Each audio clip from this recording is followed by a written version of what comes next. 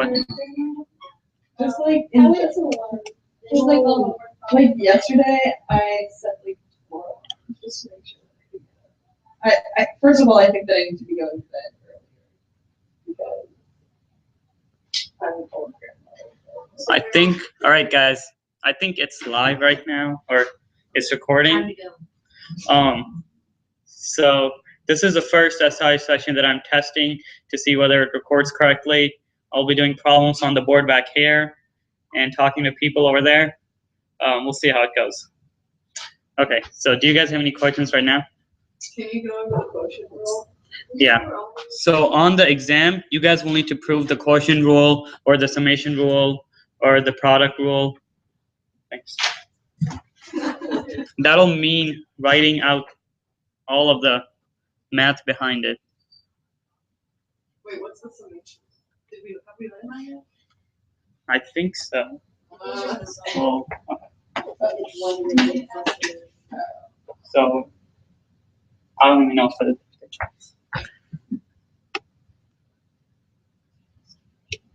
okay. So it's the sum of f of x equal to v of x plus v of x. Okay, so you have two quantities like that, and you have to find the derivative of it. Okay, so we use the definition of a limit f prime of x equal to the limit as h approaches 0 of f of x plus h minus f of x all over h. Right, guys? So you have to prove the sum rule, which is taking the derivative of two terms. Okay? And the proof, every proof uses the definition of a limit.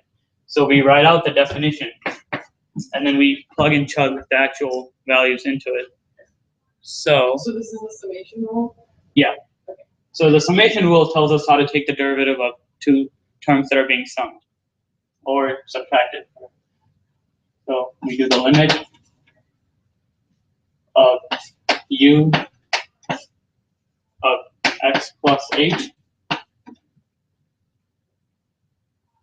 So this is the limit of h approaches 0 plus v of x plus h. Right? We're just plugging in x plus h everywhere there is an x. And this minus u of x plus v of x. Right? You guys follow that? And all of this over h. Yes? So then we simplified by separating them out. This separates out to the limit as h approaches 0 of u of x plus h minus u of x all over h minus or plus the limit as h approaches 0 v of x plus h minus v of x all over h. So right here we just separated them out.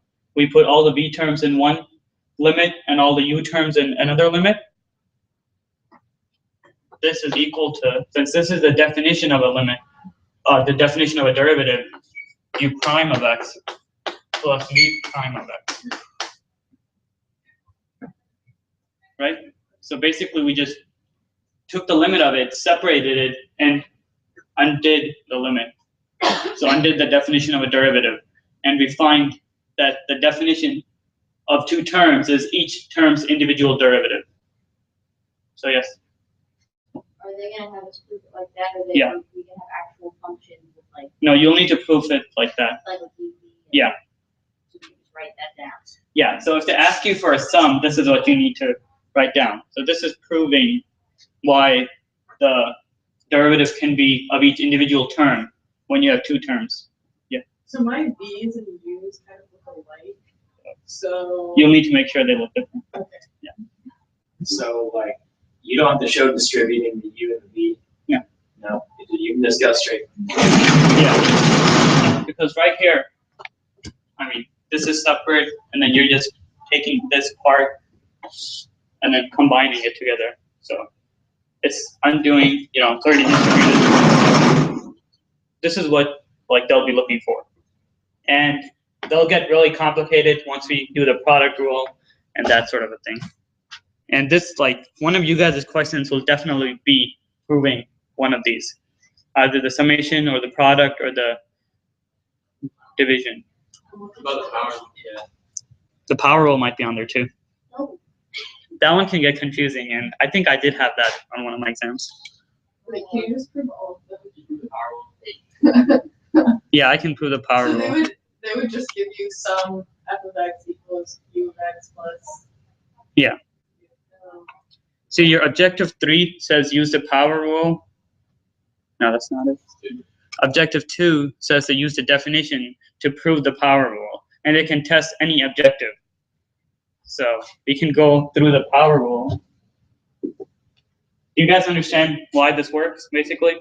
So if you have two terms, say for example, f of x squared plus x, we're allowed to take each individual derivative, and it works with our proof. Okay.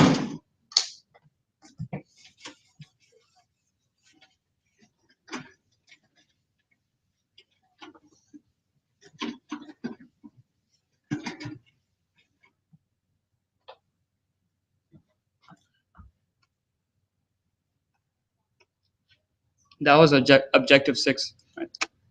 So now this is objective 2, proving the power rule.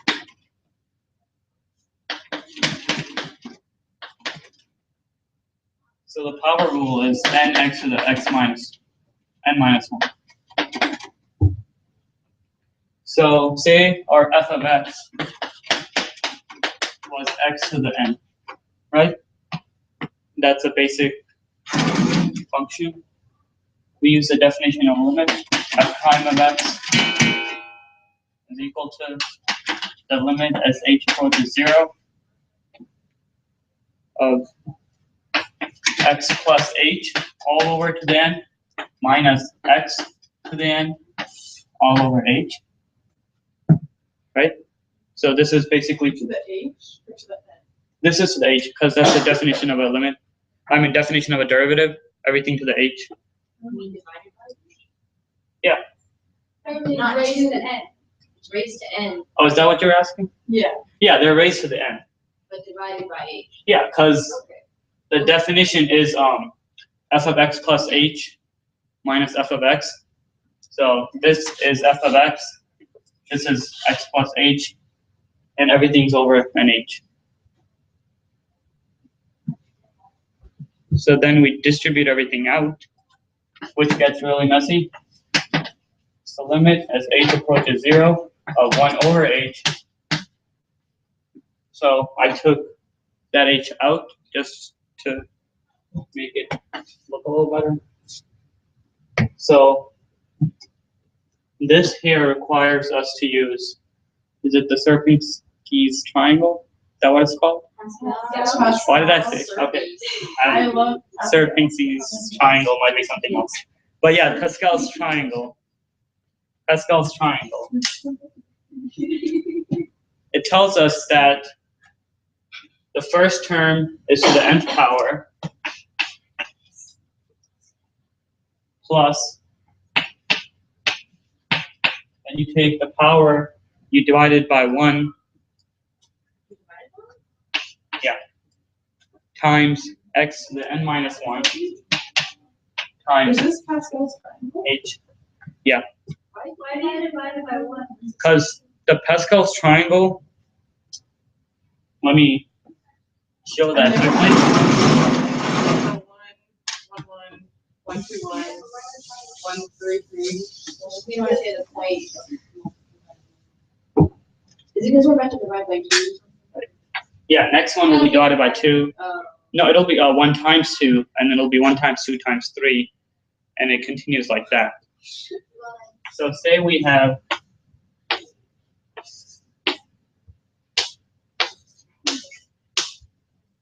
right? So this tells us the power of it. Does it? The coefficient. Yes. Each level is the power, the numbers themselves.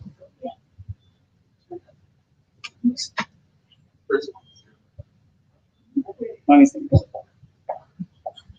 Yeah, can you just tell us the coefficient of each level? It's like the first level 0. Yeah. Second part is the first power. So if I had n to the fourth, or x to the fourth, right? And then we were supposed to write it out. How would you say it'd be? 1, 4. X to the fourth? Yeah. I'm not about the coefficients yet. And then it sort of decreases like that, right? No, It's is not it? 2. Is it? Here, I'm gonna write it. It should actually be a 3. No, should it be? Do you guys want to come here and do it? Because I thought that 1, 3, 3, 1. That's That's 4. that's the third level. That's the to the What? third power. I want to write on another. the tall. You can come right here. I will come. I basically follow the pattern that they show on the proof, but we can try learning Can it. you just finish the first thing? Okay. If you were that good. Yeah. And then, it's her. It's fine. Okay. I'll finish this and then we can try understanding it better. But basically, the bottom, we divide this one by 1. We do n minus 1 I'm keeping my life. times h plus n over 1 times 2. But the n is n minus 1 over n 1 times 2 times x to the n minus 2 times h. And we're supposed to write all of Memorize this out. that. Not all of it, but you're supposed to show the gist of it. Like if you go up to that point, I think it should You be just do fine. that.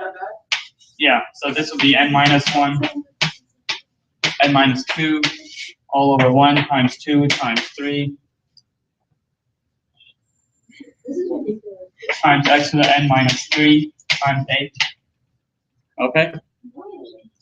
Dot, dot, dot. Oh, okay. And then when we get to the end, it'll get smaller again. Oh, they said that on the product rule that you didn't have to know that for the exam. I asked that. This is the power rule. Yeah, that was really dumb. This is the power rule, not the product rule. And yeah, that's what I meant. Product. Are you sure you're not supposed to know this? I have Yeah, no they idea. said to expect. This is an objective. Okay. It's They- objective. They say, don't like, maybe on this exam they'll say expect a quotient rule, but this can be on your next exam. So, well, I'm gonna still go through it. But basically, it all boils down and becomes smaller again. So it's 1 times 2 times x squared h to the n minus 2 plus n over 1 x h to the n minus 1 plus h to the n, because x to the 0th power, bring it to a 1. I don't understand. I'll explain it. Let me just write that down. And then we do- Like that, I'm sorry. I just That's don't okay. understand how this goes. And then we do minus x to the n, because we still have that. Okay? So basically, this is what happened. Wait, let me finish. We writing have- this down. So on the screen in the computer, they show more terms in the middle, but we can just look at this and try to see the pattern. We have x to the n because this is x plus h to the nth power. Okay? What's the coefficient of x? Not the coefficient, exponent after the dot, dot, dot, dot. Here? Yeah. This is n times n minus 1 over 1 x squared. Okay. Yeah, so it grew and then it became smaller because n is the highest exponent possible, okay? And then we subtract 1, we do dot, dot, dot until we get to something like x squared and then x to the 0. And then cancel. Yeah, that's the next step. Like all of this will cancel out because we have h leading to 0. But this is like if we had n to the 17th power, this is showing 70 minus 3, which is 67, right? And it becomes smaller until we get x squared, x to the 0. Okay? And then the coefficient is n over 1, n times n minus 1 over 1 times 2. So like a factorial increasing. So I know it may seem like there's no way we kind of understand this, but I'm going to say just like memorize it. Wait, shouldn't it be h to the n minus an unknown value? I don't know. Or should it No, be- right here, we no, are, no, no, I'm talking about the after the dot dot dot. I've been actually forgetting. Because I feel like This is actually a squared, this is a cube here. Did I do that right? Yeah.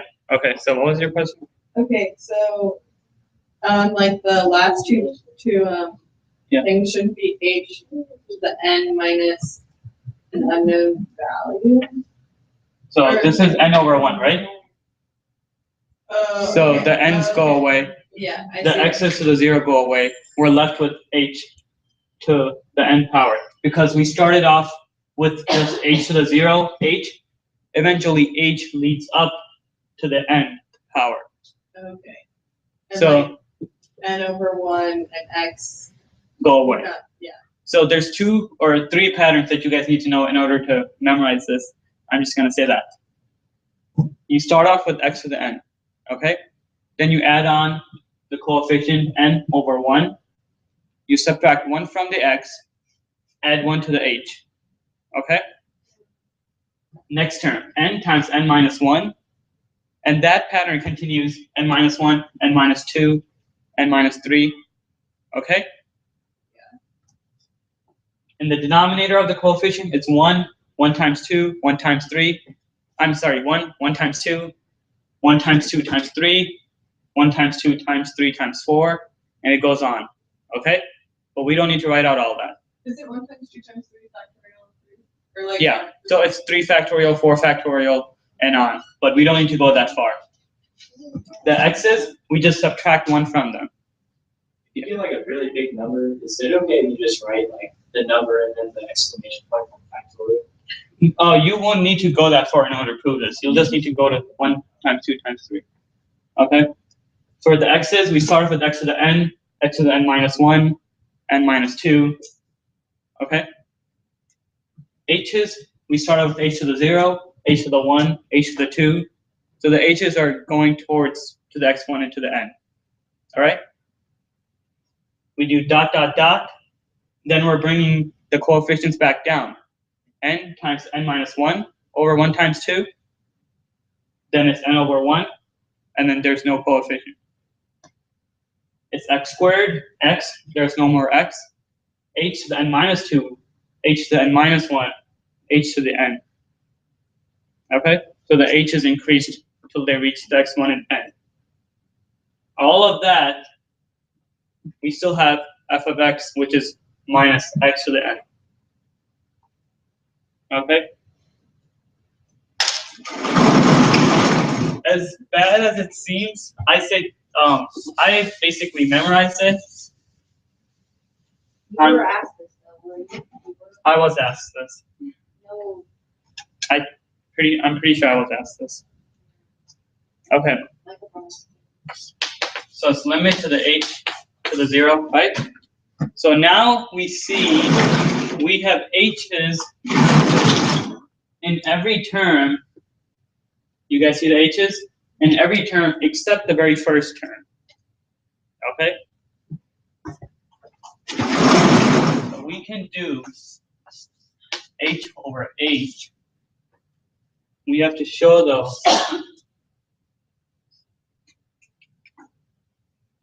Oh, okay. Well, we can take away like the x to the n. Well, okay. Yeah, we need to do that. Okay? You had, so. The last term, not h to the n is x to the negative x to the n? Right now, Oh, I every see, I'm sorry, yes. That's the end effects. Why not? So then, what do you Yeah. So, okay, so the x to the n's go away. But yeah, I said it wrong, but we have to notice that this term is being only multiplied by h once, right? And every other term more than once, okay? So, when we take out the h's, we have n times x to the n minus 1 with no h's being multiplied, but all the rest of the terms have h's being multiplied to them. So we have plus n times n minus 1 all over 1 times 2, x to the n minus 2. But if we take out an h from the h squared in this part of the term, we just have an h here, okay? Because we factored out that h. And then we can just do dot, dot, dot. The last term was h to the n minus 1. That becomes h to the n. I'm sorry, the last term was h to the n. That becomes n minus 1. Did you guys follow that? No? Okay. So, you agreed that the x to the n's cancel out. Yeah. Can you guys see this clearly? Can you raise it? There you go. It's okay. So the x to the n's cancel out. Right. This term only has one h there. Okay. There's no stick here, right? Oh, is your point that when you plug in all the h's, it makes it 0, and then Yeah, that's what's going to happen. you're just left with Yeah. This term has only one h, but all the rest of them have more than one h until we reach h to the n. Okay? And then, Since we took out the h's from everything, we're left with the first term without an h, and the rest of the terms having one lower h. Okay? So then when we plug in h to the 0, this beforehand goes to 1. We are left with n to the x to the n minus 1 plus 0 and dot, dot, dot plus 0. Okay? So then this is n to the x to the n minus 1.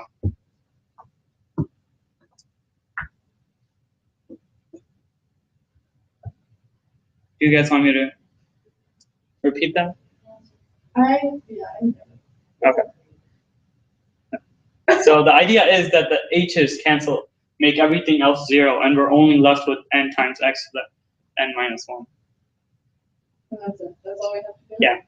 So I recommend just memorizing this proof. I'll do examples now though. I think each part of what you wrote up there is necessary. It could be like real lazy and just do it the first and the last. I was lazy when I did that.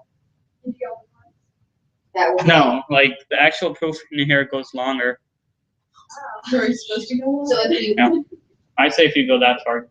Wait, can you prove it? we have to go first to the I'm pretty sure you. It's okay. I say go to at least the 3 terms, because. So can I erase this? Yeah. It's in your laptop in Dynamo. So now I'll quickly do some examples with it. And then can you prove it? Yeah, we're gonna go through all of them. Sounds good. So I'll just make up some examples. F of x is equal to 5x to the 6, right? F prime of x is equal to the derivative of 5x to the 6 over dx. Do you guys get this notation? Do you have to write that though, or can you just go like 30x? I'm not actually sure. In class, did they write that notation? They never, they didn't like do that. They wrote like 80x and then parentheses But the they didn't function. put it on the top. Like they didn't put it in the numerator. It's like on the side. What do you mean? Like, You put it. You kind of put it in the fraction. It wasn't in the fraction of u. It was like d It was like over dx times the Oh. idea.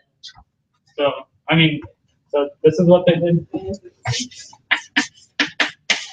yeah. Yeah. It's the same thing. I know.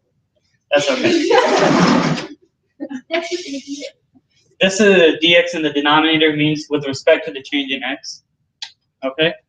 So the x is changing because that's an independent variable. The function is of x. So we do, if we show this there, n to the x to the n minus 1. We bring the 6 down. We get 6 times 5x to the 5x. Yeah. N minus, actually that's easier. We bring the 6 down, okay? Now we have x to the n minus 1. We write x. 6 minus 1 is to the 5th power. So this is 30 x to the 5th. Well, would it really matter? Like for the parentheses to be around 5x to the 5th, it's still going to end up being 30x. Oh, this? Yeah, you don't need to. I just showed it because it directly correlates where we bring the exponent down and then do that. We just. We need to write everything. We have to write the original rule too. I'm pretty sure you don't. We have to write p dx. We can't just write equals 6 times 5 times x to the 5th. I think you probably don't need this. You can just go here. But you definitely use the D. I'm not sure. Tomorrow or next Monday, Yeah, like, when I get an actual practice exam, I'll see what they want you guys to show. Yeah, but I would show this, but you don't need this, and you can just go directly here. Later on, they get way more complicated, and you'll definitely write out the middle steps, but I'm looking for. I'll do one more example with this and then we'll move on. So what if f of x was 7x to the negative 2? Okay. What did you say? Yep. Negative 14 x to the negative 3. Did you see what happened? We multiplied the exponent times the coefficient. We got negative 14. The coefficient is negative 2. Negative 2 minus 1 is negative 3. So the answer is negative 14 x to the negative 3. So they will, obviously do negative exponents and stuff.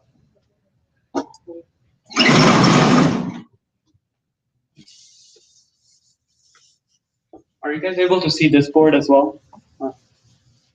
Kind of hard. Okay. Next time, hopefully, we'll use the projector in this room as well.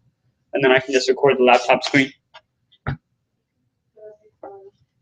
What? Yes. So let's move on to, so make sure you guys definitely understand the problems they did with the vectors. And then we can do the sum rule. We just did the sum rule. Right. Okay, so I did 4 problems. I was so surprised that I was right. I would enter it as a good job. I was like, oh, I know. When it says fantastic, I'm just like, yes. Okay, so it was like 56. the quotient rule.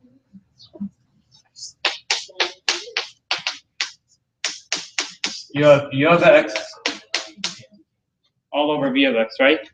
So this is a quotient of a term on top and a term in the denominator. F prime of x, that's equal to, they want to show you. So this is just explaining what the quotient rule is, and then I'll go through the proof after it, okay? Right, guys? So you take the denominator, which is v of x, multiply by the numerator, multiply by the derivative of the numerator, which is u prime of x. You subtract the numerator times, multiply that with the derivative of the denominator all over the denominator squared. V of x squared. So the way to remember this is I always think low, which is the denominator, high is the numerator. I think low d high, the denominator times derivative of the numerator, minus high d low, the top minus the derivative of the denominator over low squared. You guys know that? Have you guys heard that? Did they mention that in class? Yeah, they thought it was so cute. Okay. Do you not come to class? I was there. You was. Oh, I shouldn't say this on the video, but I was there, but I already have all my notes, so sometimes I don't listen. No, it was just today. Today was a one time. Okay. So low d high You should post this video. minus high d low over low squared. Okay? Remember that, because that's really important. Now we're gonna actually prove it.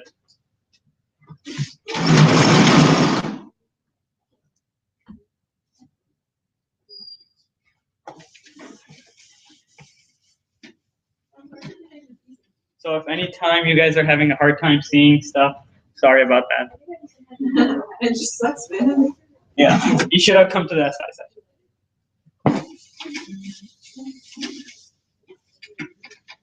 Okay, so that's the entire group. That was just me showing what a quotient rule is. Oh. The proof is way longer, no problem. And you guys will need to basically memorize this, but there is a pattern, so it's easy to figure out what happens. So we get f prime of x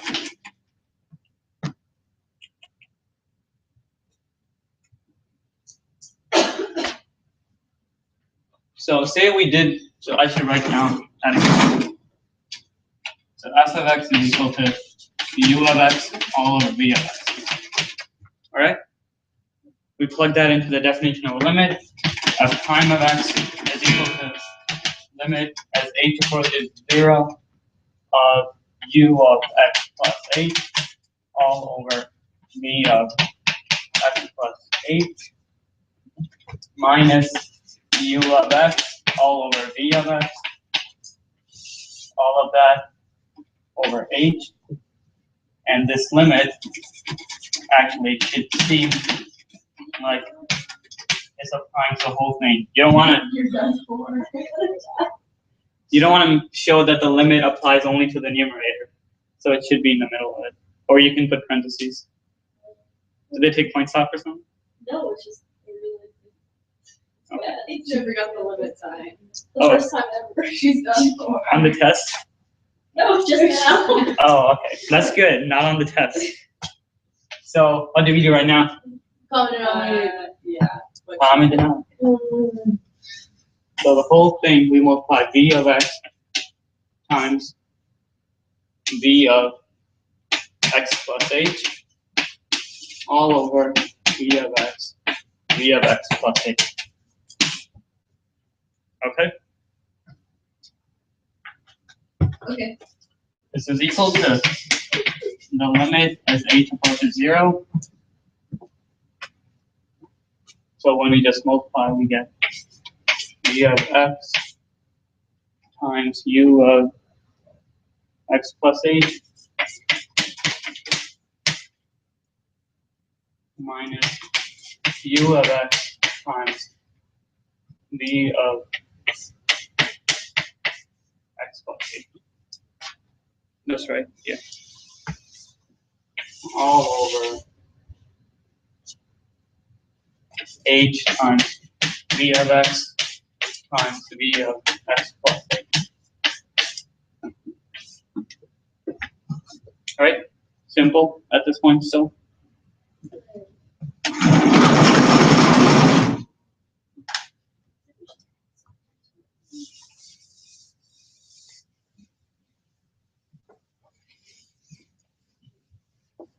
Now they do something.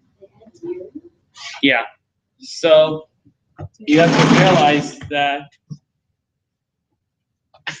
u of x times v of x minus u of x times v of x equals to 0. Okay? So they introduced two new terms into the mix.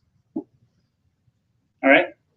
So we can rewrite the limit as h approaches 0 of the original thing, u of x plus h times v of x minus u of x times all this v of x plus h.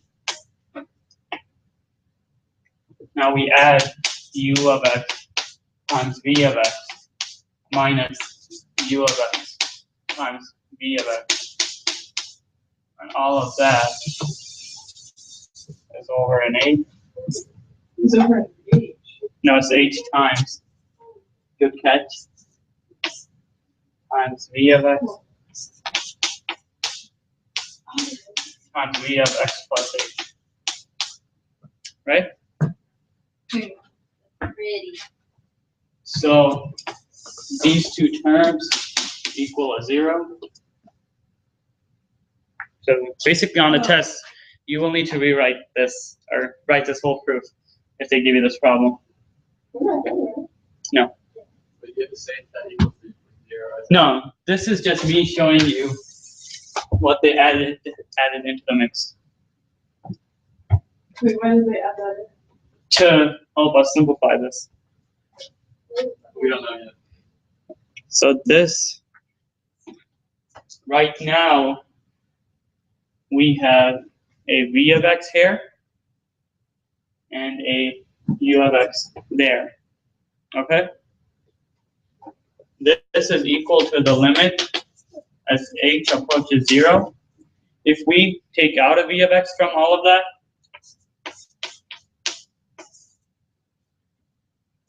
we can do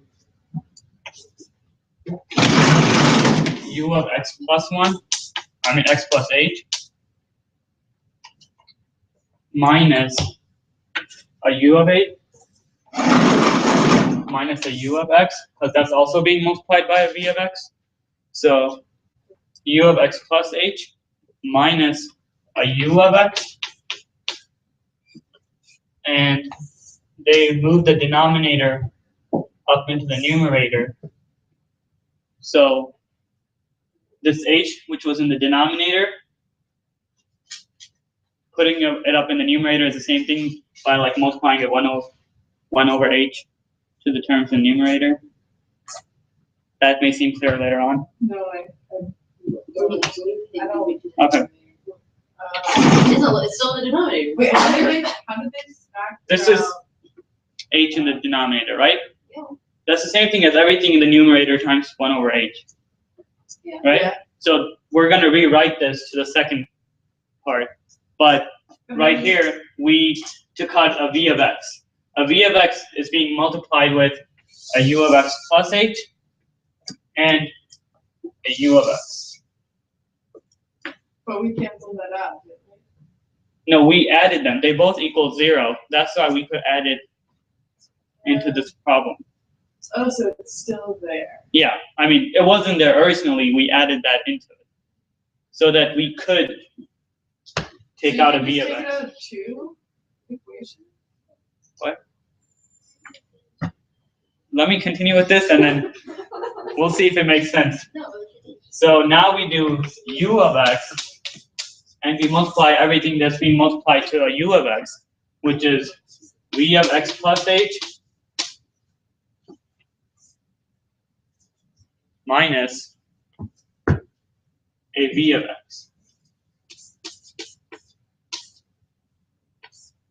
Now we have a minus here and a minus here, so it's positive. Is it not? It keeps over it. H? What? Is the second part not over H? It is over h. I was about to get there.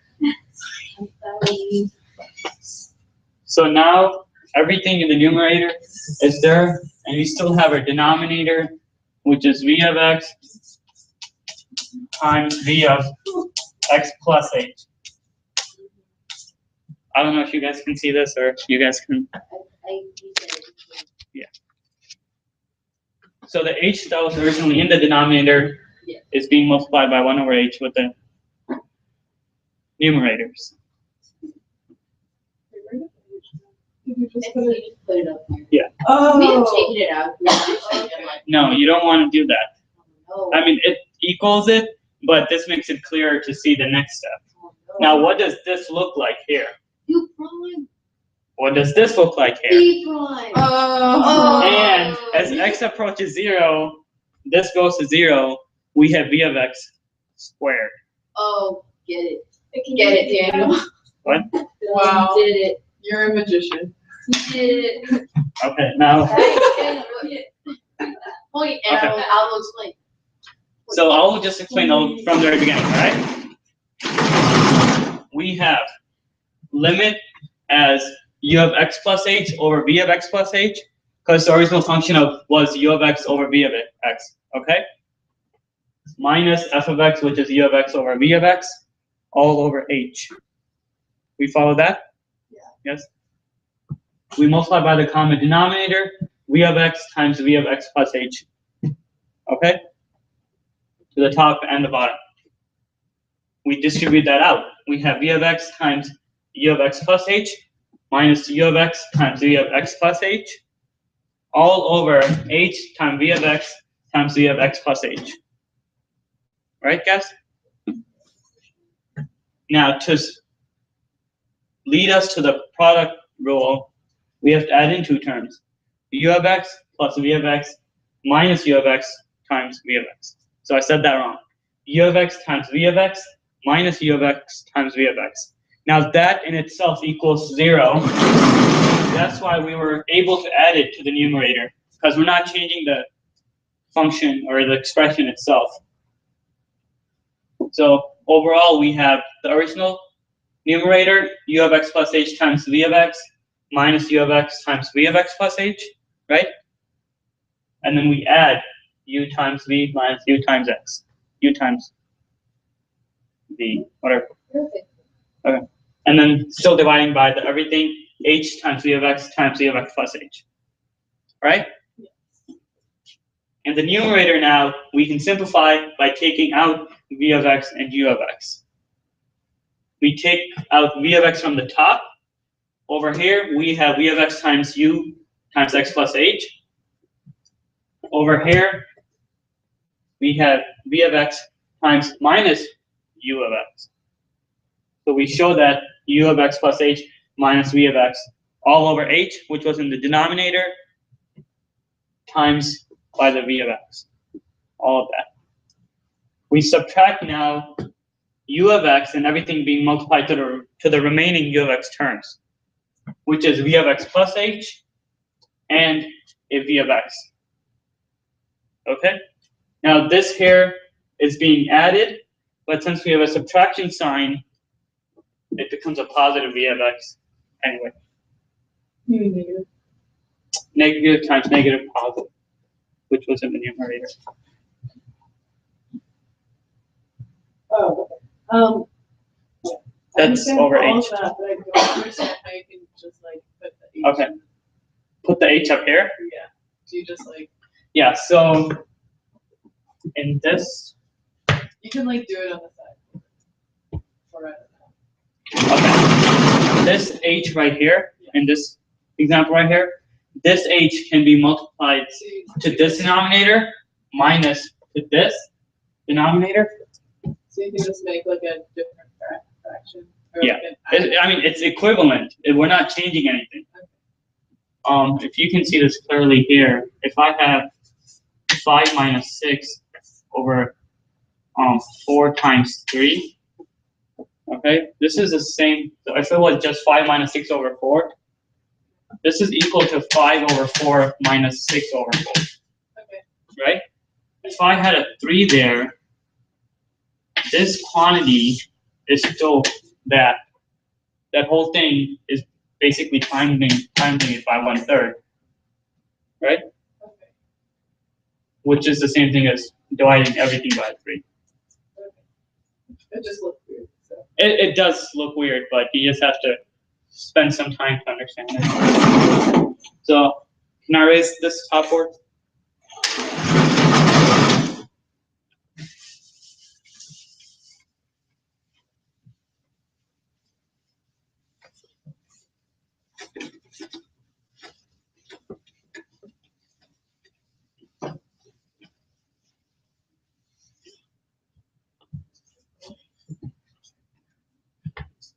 for those of you guys watching that didn't hear this, this u of x minus u of x all over h looks like u prime, or is u prime. This v of x plus h minus v of x over h, that is v prime. So this whole thing is equal to v of x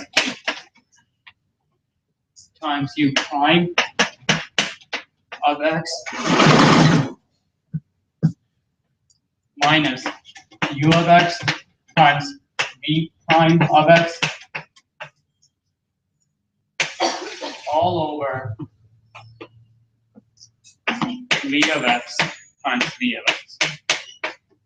In this step, we let h equal to 0 and the h is away. Okay? And that is our definition of a or proof of a quotient rule. V times u prime minus u times v prime all over v squared.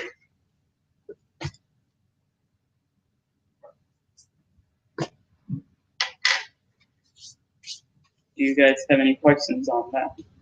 It's really important to understand this because that is a test question, but what's also important to remember is this end result here, low d high minus high d low over low squared. One of them is there. Yeah.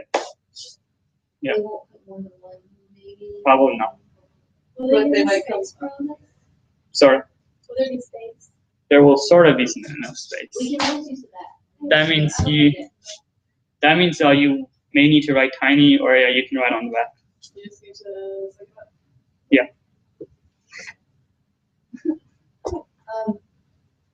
If we left it in that the form to the left of the box, is that okay, or do they want the v without the x or the v without the x? Oh, on the test, if you have an example, or when you're showing the proof, yeah, you can just leave it like that. I'm sure they'd be fine with that. Because technically, I think it should be with the x's showing. You're sure or you know? I'm kidding. On the PowerPoint, they have it without the x's showing as a final result, but it's the same thing. All right, guys. So we can do an example of that. Which is it fine if I just raise this?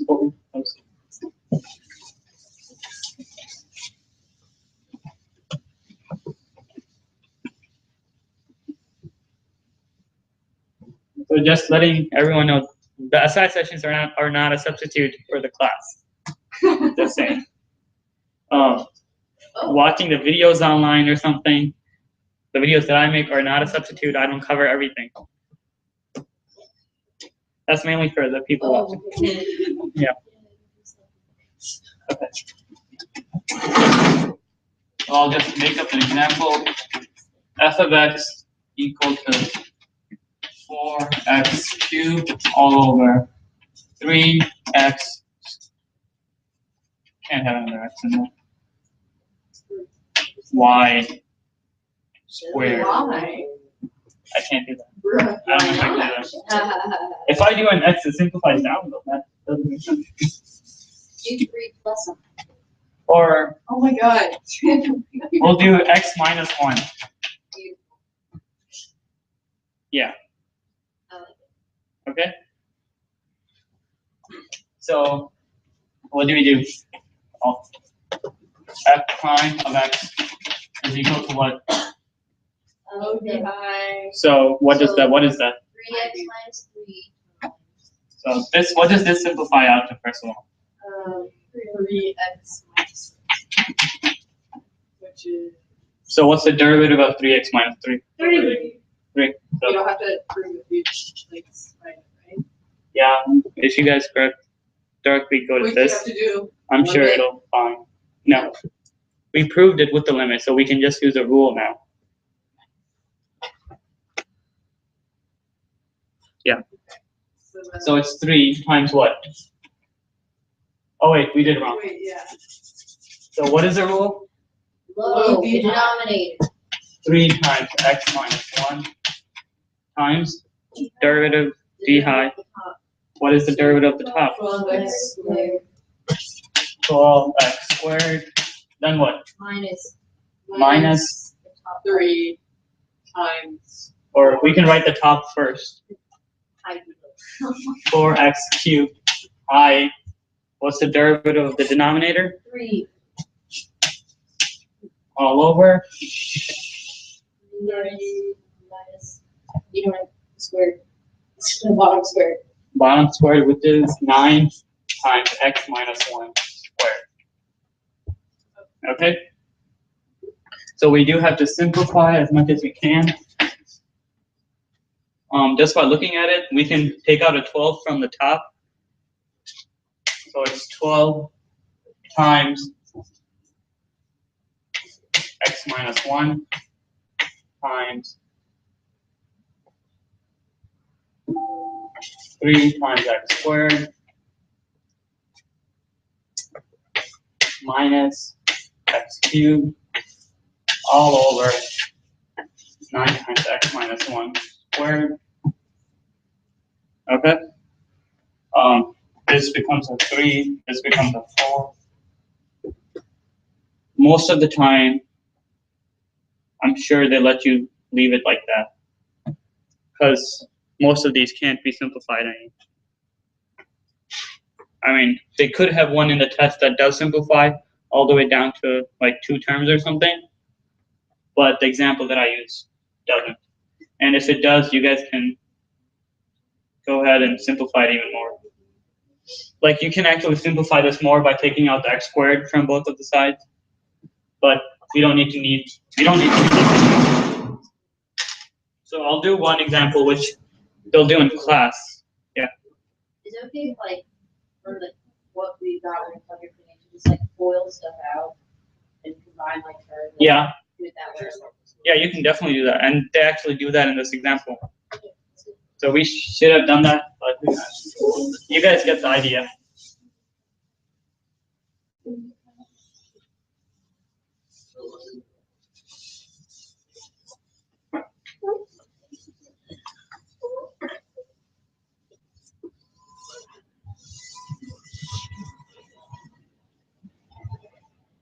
So did you guys do examples of this in class? Of the quotient rule? So, okay, this is the one that I have in my notes. It's 2x plus 1 over x squared minus 1. And that bottom quantity squared.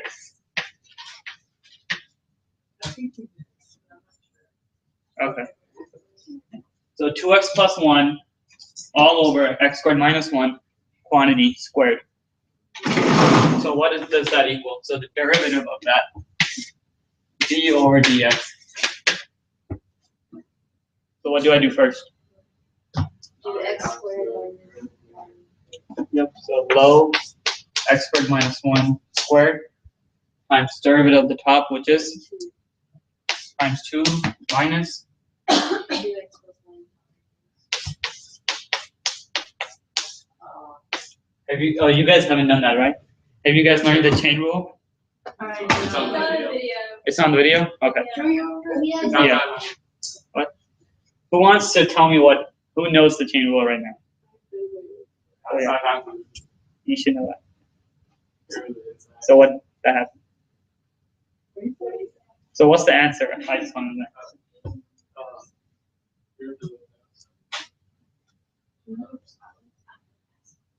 Oh wait, it's actually not. This is not squared. It's not squared? No. Oh, but what's squared then what would we do? Oh yeah. Okay, I'll cover that after we solve this problem. So this made this problem. We just made this problem a lot easier. The derivative of the denominator is just 2x now, and all of that over x squared minus 1 squared. So we'll go over the chain rule afterwards. But yeah, well, So extra squared. Because we changed it. Yep. there we go. This is equal to, so this we would multiply everything out and simplify. You get 2x squared minus 2 minus 4x squared minus 2x all over x squared minus 1 quantity squared. So this is equal to, we can take out a minus 2 times x squared plus x minus 1. Yeah. So these two actually combine to get minus 2x squared, but we simplify that all over x squared minus 1 quantity squared. Everything? Isn't it just be a plus one? Yeah, Is it a plus 1? Yes, Instead of plus. negative 2, would it be negative x squared? Which, X squared should be negative since it's negative 2. yeah.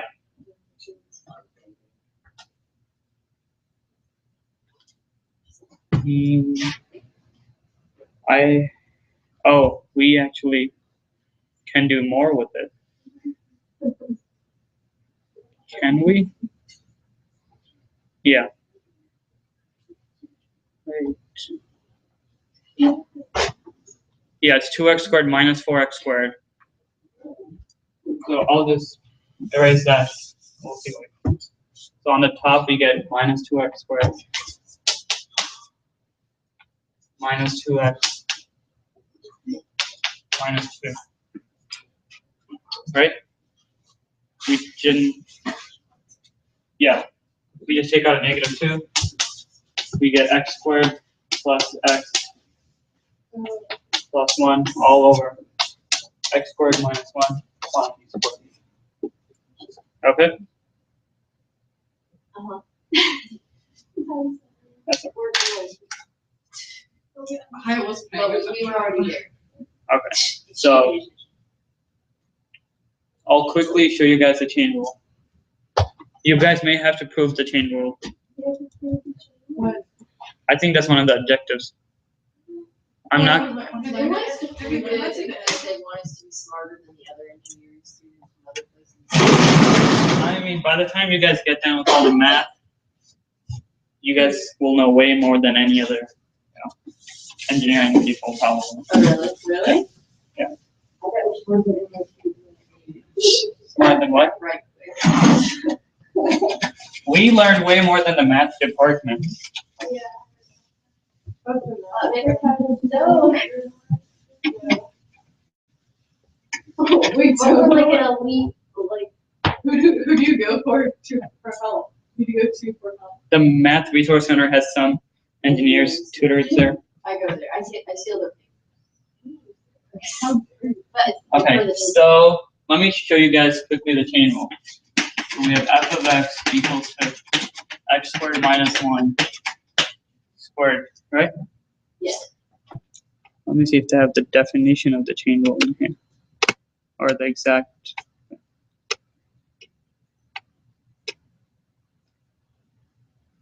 Okay, here. They show a little proof of it, but the gist of it is, if we have d over d of x of u to the n, say it's just like x to the n, this is equal to n times u to the n minus 1, like the x. Well, we always multiply with du over dx. And you represent a function. Yeah, or anything, okay? So when we did this with an x, we had n times x to the n minus 1, right? We had that. Technically, this could be written as dx over dx, which is just 1. So this, it would be, again, equal to n times x to the n minus 1, right? So the chain rule is just a deeper version of the power rule, okay? The power rule is part of the chain rule. So this is the power rule in a more concrete form. So basically, this is the power rule is equal to the chain rule in a sense, because the derivative of x is always 1. So if we were to look at the function x squared minus 1, the quantity squared, we'd apply the power rule and sort of treat the quantity as like a variable. But yeah, so this is equal to 2. We bring the exponent down times the quantity x squared minus 1. The exponent minus 1. So this is to the power of 1. Okay? So that's as far as the power rule gets us.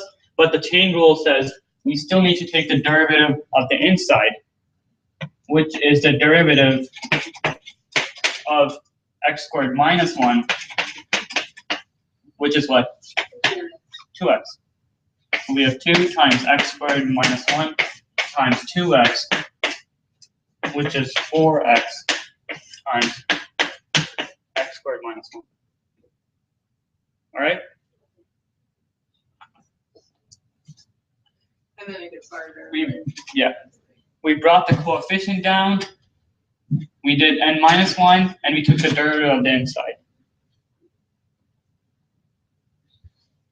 Now, this can get way more complicated because then you have the chain rule with 2 terms, so it's like the chain rule and the product rule. Could be over quotient, denominator. So we do the quotient rule on that. Please stop talking. Your It homework, isn't even that bad, is it? It's not that bad. It's just It like doesn't get bad. till your spring. homework problems will have a lot of those so examples. tedious. This is not the tedious How portion. far do we go this semester? Yeah, where do we get? You go to, well, some students in high school learn in Cal 2. Like, integration? yeah. I'm pretty sure we learned integration. I thought we did that next. Yeah, we did that. Like next week. Are we just stuck on derivatives for a while now? Um, I can deal with that. yeah, but then there's way more rules and stuff, like derivative of 2 to the x, or e to the x, or the natural logs and stuff. Oh, okay. The derivative of trig functions, because you do a lot with trig too. So, like- you and Trigger can jump right in. We should jump right in. They always jump right in. I'm just gonna say that. Like, so don't you guys know that the derivative of sine of x It's like- Do you remember from high school now? Don't even. So right now is actually where you guys are actually doing real calc. we're doing real calc, Yeah. not fake calc. Before it was like It was Hey, like algebra. it was and just some like limits. skim calc. Yeah. So do you guys want me to do one more example Yeah. before our time is up? Yeah.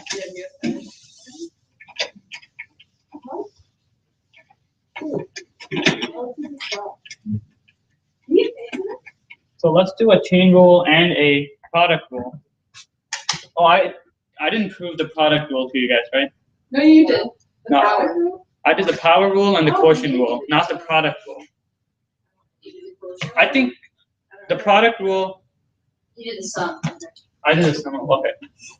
Say f of x is equal to u of x times v of x. Okay? The product rule, which they should have said in class, is u prime of x times v of x plus u of x times v prime of x. This is similar to the Sort of, but the quotient rule is subtracted, and you need to remember that you do low d high. So you do the derivative of the high first. this one, the order doesn't matter much. No, this one doesn't matter. You just need to take the derivative of each and multiply by the rest of it. So if we had u of x times v of x times d of x, okay? So there's 3 terms there. You do u of x times v of x, v prime of x, plus u of x, v prime of x, times z of x, u prime plus u prime of x, v of x, d of x. So we took the derivative of each separately while adding on the rest of the terms. Okay? So I'll say this again. If we had 2 terms, you take the derivative of one of them, you multiply the second to it, you take the derivative of the second, you multiply the first to it. Okay? If you have 3, you take the derivative of, let's just say, the first term, you multiply the rest of the terms with it, you take derivative of the second, you multiply the rest, derivative of the third, you multiply the rest, and this can go on forever. And you have the same, like, so if you have 3 things you multiply, you have like section. Yeah, so since we have three things here, f of x is equal to that, f prime of x is equal to, yeah. So one of them, the derivative of one of them times the rest, derivative of one of them times the rest, until you do that for everything. So let's do a problem here. We have x squared minus 3x, that quantity squared, and we multiply that by x, we'll just do squared again. Make it easier on us. That's prime of that. So this is encompassing the chain rule and the product rule. Okay? So Let's go. what's the derivative of the first term? 2 times Two. x squared minus 3x times 2x minus 3. Oh, sorry. Minus 3, okay? So this is the derivative of the first term, and we just multiply onto that the second term, which is x squared, plus the derivative of the second term, which is 2x, times the first term, x squared minus 3x squared. Okay? And then can you like simplify? Yeah, that? you can go and simplify that. Can we leave it there? No. You can take out x squared minus 3x, but they both have that in common. They have a 2x in common. Okay? Thank you. That's pretty much it for today. Bye, internet people. Yep, bye-bye, guys. We're gonna put something.